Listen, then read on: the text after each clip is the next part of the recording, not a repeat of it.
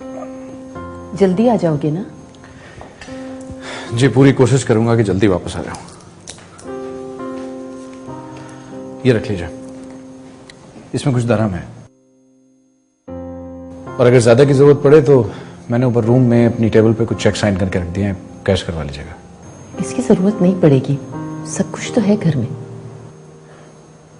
अच्छा, फिर भी रख लीजिए। नहीं बेटा, हमें क्या चाहिए? पेट भरने के लिए 2 निवाले रोटी, चाय, दूध, पानी, बस। तुम अपना ख्याल रखना। इतना सब कुछ कहने की जरूरत नहीं है, मैंने आप पे कोई एहसान नहीं किया। मैं जो कुछ कर रहा हूं अपने लिए कर रहा हूं। चलता।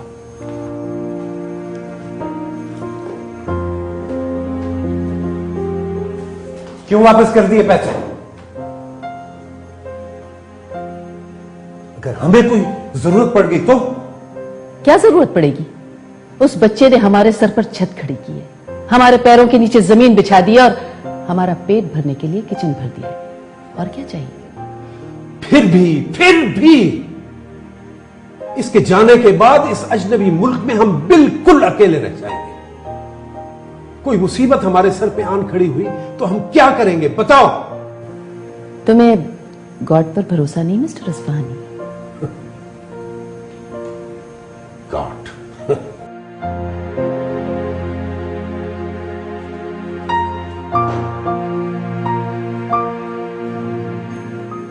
मैं अब जा रही हूं गौतम, हमेशा के लिए। ये घर तुम्हारा है, मेरा कोई घर नहीं है, कहीं भी नहीं है।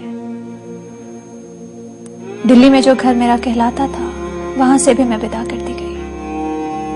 दिल्ली वालों ने मुझे तुम्हारे घर भेज दिया, लेकिन सच्चाई तो यह है गौतम कि लड़कियों का अपना कोई घर होता ही नहीं है।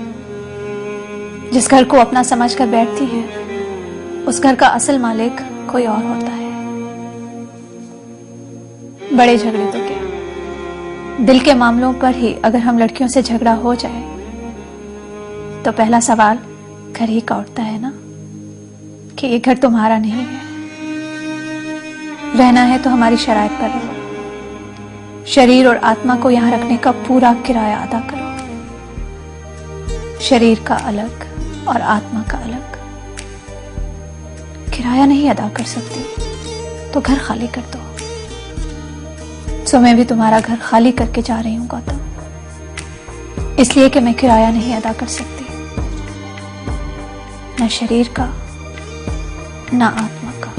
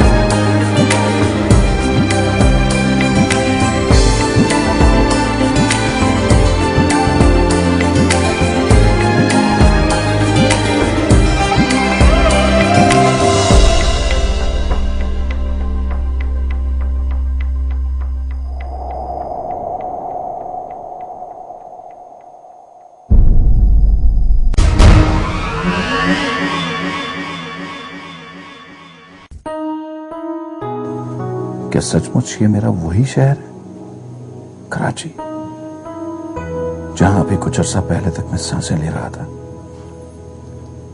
पिछली पूरी जिंदगी की तमाम सांसें फिर क्यों अजनबी अजनबी लग रहा है मुझे ये शहर? जैसे जैसे मैं यहां पहली बार आया हूं, जैसे इस भरे शहर में मैं किसी को भी नहीं जानता, जैसे इस शहर की किसी सड़क, किसी मोड़ का मुझे कोई इल्म नहीं है, जैसे दिल सोच रहा है, जैसे दिल सोच रहा हो कि कहां जाऊं, कहां, किसके पास जाऊं। सर सीधा होटल जाना है या कहीं रुकना है?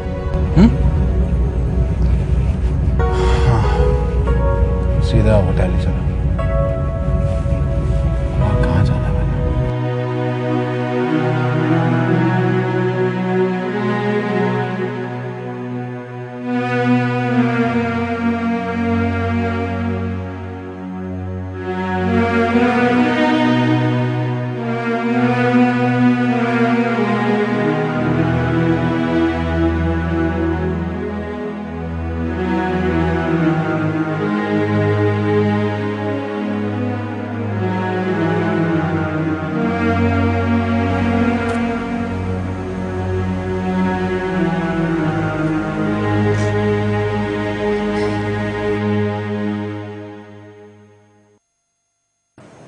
एक्सक्यूज मी मैडम, आप किसी का वेट कर रही हैं? मैडम यहाँ रात को देर तक लेडीज का बैठना मना है। आपको कहाँ जाना है मैडम? मुझे कहीं भी जाना हो तुम्हें मतलब? आप यहाँ नहीं बैठ सकती, आई एम सॉरी। कोई बात नहीं, मुझे पता है हमारे यहाँ बैठने के लिए कोई भी जगह नहीं है। तुम चिंता मत करो, मैं चली जाऊंगी। Thank you madam.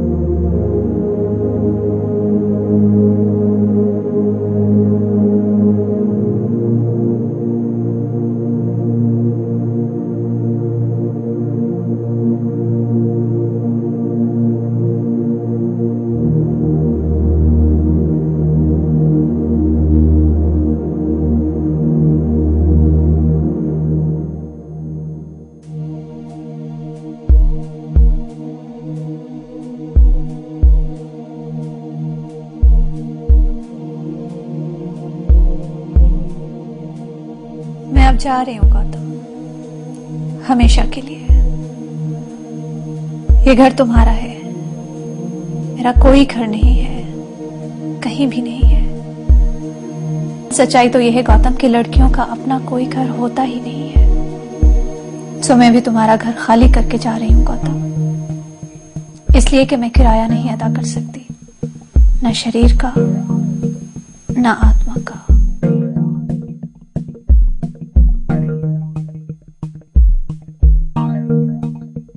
निर्मलता, निर्मलता, निर्मलता।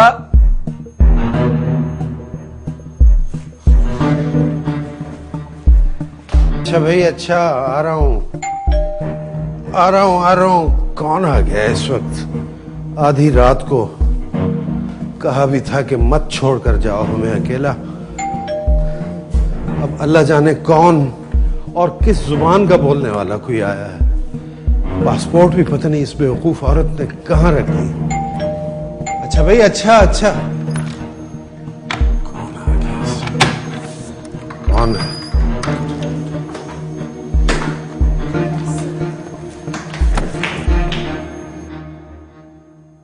तुम फिर आ गई हो?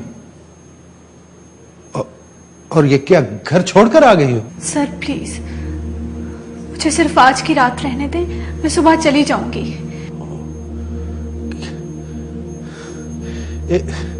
एक तो वो चालाक औरत अभी तक पड़ी सो रही है।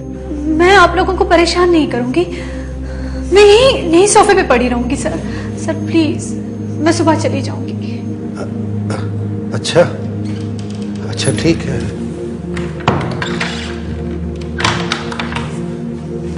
चलो चलो आओ आओ आओ।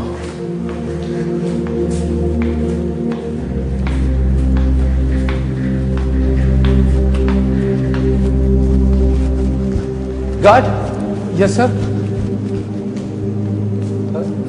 तुमने यहाँ किसी को देखे? कौन सर?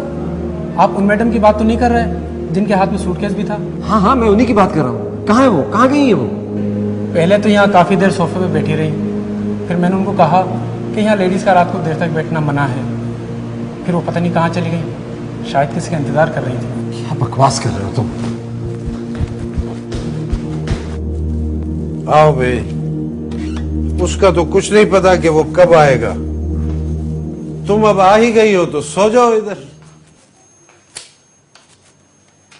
वो लाउंज में वो औरत सुबह सुबह उठती और ऐसी खड़बड़ मचाती है कि नींद वींद लेना तो मुश्किल हो जाता है। मैं वहीं सो जाती हूँ बाहर, मुझे यहाँ नींद नहीं आएगी। तुम अभी तक वहीं खड़ी हो, चलो अंदर। देखो, वैसे भी मुझे अच्छा नहीं लगता कि सुबह उठे, लाउंज में गए और देखा कि कोई मेहमान लंबी ताने सोया पड़ा। प्राइवेसी भी आखिर कोई चीज होती है। चलो आओ।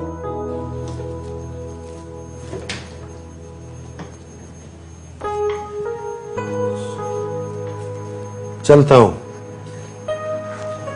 वो सुबह सुबह तो नहीं आ जाएंगे ना? भाई, इसका तो मुझे नहीं पता कि वो कब आएगा, लेकिन तुम तसल्ली रखो, वो सुबह सुबह नहीं आएगा। ठीक है? Good night.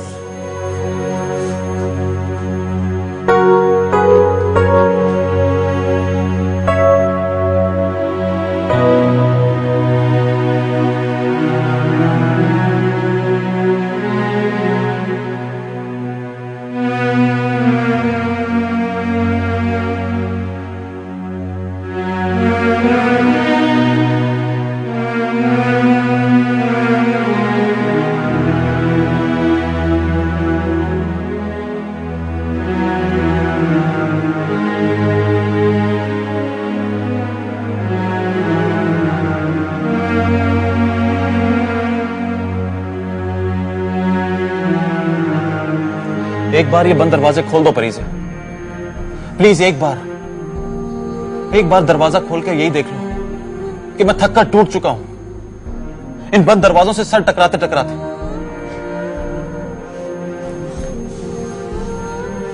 पहले तुम्हें मुझसे एक वादा करना होगा। सिर्फ एक बार मुझसे ये वादा करो कि तुम सिफात भाई से और पूरी दुनिया से मुझे ये कहकर मिलवाओगे कि मैं तुम्हारी बीवी हूं। मुझ पर ये बंद दरवाजा खोलो तो सही परी से, प्लीज। चंद लम्हों के लिए सही, सिर्फ चंद लम्हों के लिए परी से, सिर्फ चंद लम्हों के लिए। मुझे तुम्हारे सहारे की जरूरत है परी से। एक तवील जिंदगी भर का सहारा ना सही, चंद लम्हों का सहारा सही, सिर्फ चंद लम्हों का सहारा परी से, सिर्फ चंद लम्हों का।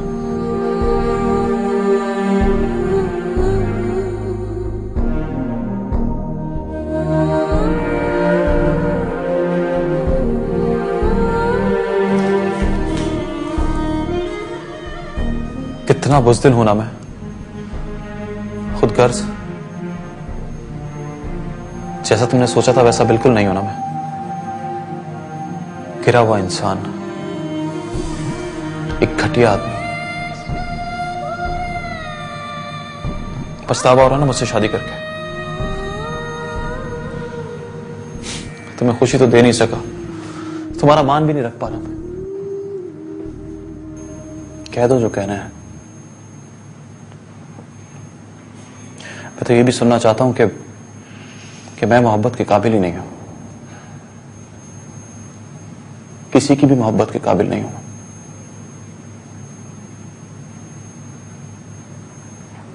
और ऐसा नहीं है परी से, मुझे मोहब्बत कभी रास ही नहीं आई। मोहब्बत मुझे कभी रास ही नहीं आती परी से।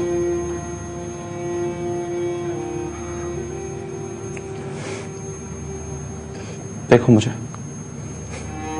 कितना कमाल का आदमी हूं। मोहब्बत मेरे पीछे पीछे भागती है। कितना चाहा जाता हूं, कितना चाहा जाता हूं, मगर जब भी मोहब्बत को समेटना चाहता हूं, पानी की तेज धार की तरह मेरे हाथों से बह निकलती। देखो देखो, मेरे दोनों हाथ खाली हैं, सिर्फ एक बूंद मोहब्बत को तरसे हुए।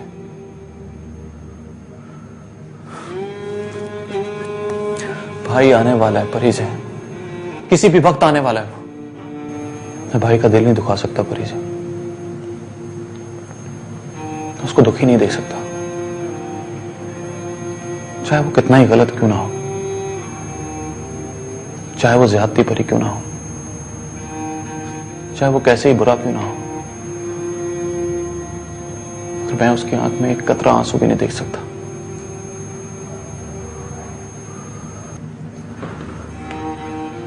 सिर्फ चंद दिन की बात है परी से।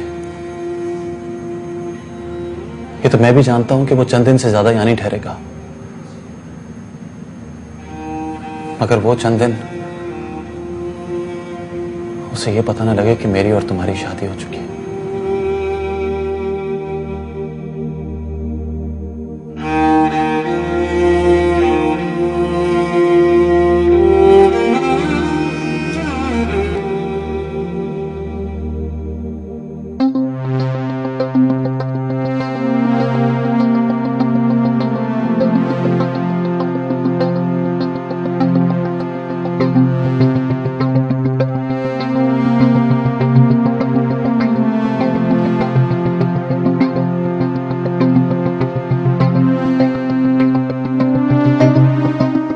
हाँ ठीक है, उन्हें रोक के रखो, मैं आ रहा हूं मैं। ओके।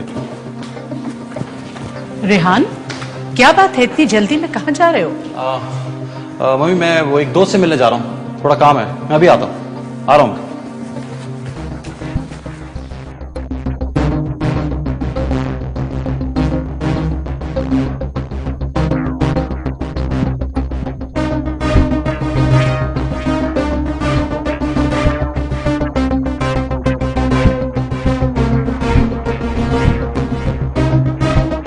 परी से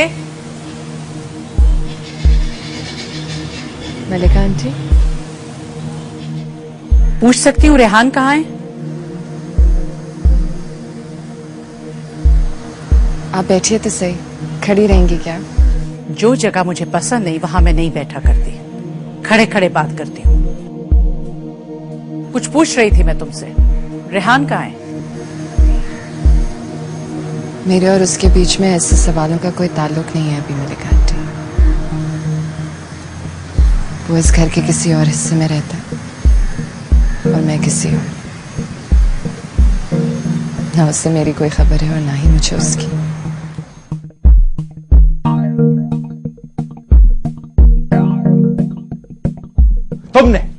तुमने गुम किए वो फाइल्स, रेहान और बेगम हैदर सुल्तान से वफादारी निभाने के लिए। कहां है वो फाइल्स?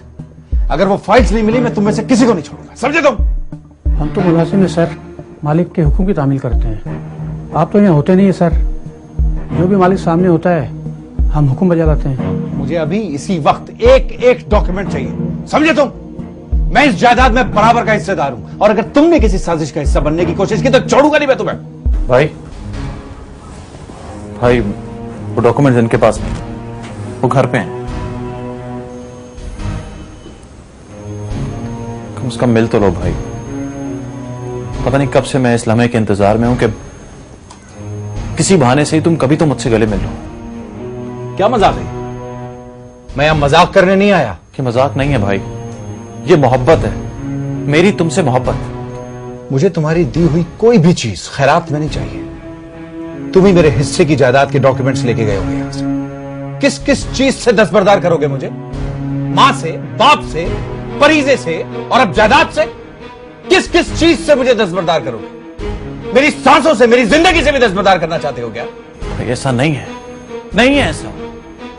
मैं खुद को तो जिंदगी से दस्तबरदार कर सकता हूं, लेकिन तुम्हें जिंदगी से दस्तबरदार होता हुआ नहीं देख सकता। वाह वाह रेहान साहब वाह, जिंदगी में हर चीज से दस्तबरदार करवा चुकने के बाद बाद ये कहते हो कि मैं तुम्हें जिंदगी से दस्तबरदार होते हुए नहीं देख सकता। वाह! कुछ मेरी सुन लो ना, कुछ तो सुन लो मेरी। भाई समझकर ना सही, बचपन में साथ खेलता हुआ दोस्त समझ लो। बचपन की दुआएं मत दो मुझे, जो कहना है वो कहो। वक्त नहीं है मेरे पास, जल्दी में हूं मैं। भाई तुम मेरे साथ घर चलो, जो भी डॉक्यूमेंट्स तुम्हें चाहिए मैं चल के दूंगा ना। मुझे तुम्हारी दी हुई खैरात नहीं चाहिए रेहान। भाई डॉक्यूमेंट्स मम्मी के पास हैं, शायद डैडी की स्टडी में रखे होंगे। प्लीज भाई एक बार मेरे साथ घर चलो, सिर्फ एक बार। नहीं है वो मेरा घर। वो घर तुम्हारा है भाई, उस घर के तमाम दरों दीवार तुम्हारे हैं, हर एक चीज तुम्हारी है। तुम जिस चीज को छुओगे वो चीज पुकार कर यही कहेगी कि वो तुम्हारी है। उस घर में एक मां भी रहती है, तुम्हारी मां। वो जैसी भी है तुम्हारी मां है, तो तुम्हारी हर बात पे पिघल जाती है। तुम्हारे जाने के बाद उसने एक बार भी मुझे मोहब्बत की निगाह से नहीं देखा। वो जब भी मेरी तरफ देखती मुझे ऐसे लगता है जैसे मुझे पहचानती ही नहीं। शायद अगर तुम मेरे साथ चलो तो वो मां भी मुझे मिल जाए।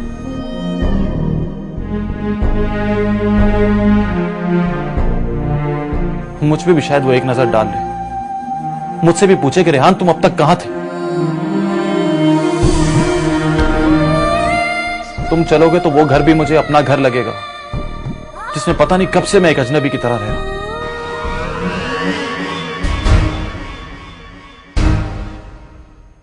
मम्मी, मम्मी देखिए कौन आया है। मम्मी,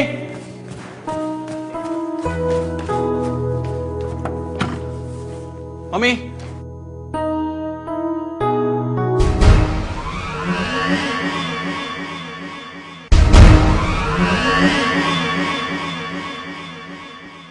आखिरकार तुम्हें घर याद आ ही गया। समझ में आ गई ये बात कि आजर अस्फहानी के पास तुम्हारे लिए कुछ नहीं। मुझे खबर नहीं थी कि यहाँ किसी को मेरा इंतजार होगा। आपको अपनी खबर रखने की क्या जरूरत है? आपकी खबर रखने वाले बहुत हैं यहाँ पर। मिस्टर अस्फहानी, तुमने नफरत करनी नहीं छोड़ी। मुझसे नफरत करते करते बोर हो गए तो अब इंडियन से नफरत शुरू कर दी। बस बस, कोई शौक नहीं है मुझे मोहब्बत करने का, नफरत करता हूं। ठीक ही तो है। क्यों ठीक है? चाहे अपने पति के हाथों मेरा मन जख्मी होता रहे, चाहे वो अपने जीवन से मुझे धक्के दे देकर निकालता रहे, फिर भी पड़ी रहूं उसके चरणों में। किस वादे पर तुमने उसे यहाँ रोका है? किसी वादे पे नहीं, सिर्फ इस धोखे पर कि सब कुछ उसका है, सब कुछ। ये घर, इस घर की एक एक चीज। और परीजे, ये तुमने उसे बताया कि तुमने परीजे से शादी कर ली है? इससे तो बेहतर है कि तुम भी शादी कर लो। तुम भी? किसी और ने भी शादी की?